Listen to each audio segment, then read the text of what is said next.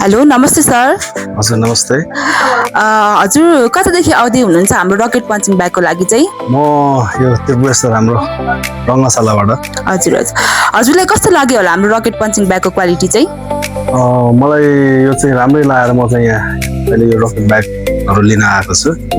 Punching bag र kick ब्यागहरू त्योभन्दा अगाडि पनि हामीले 2 पिस लगाएको थियौँ।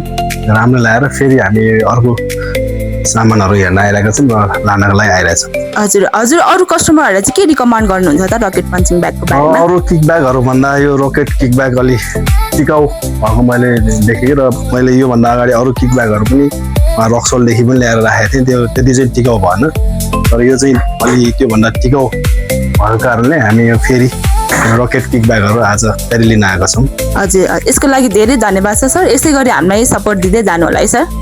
हस् धन्यवाद। हस् थ्याङ्क यू सर।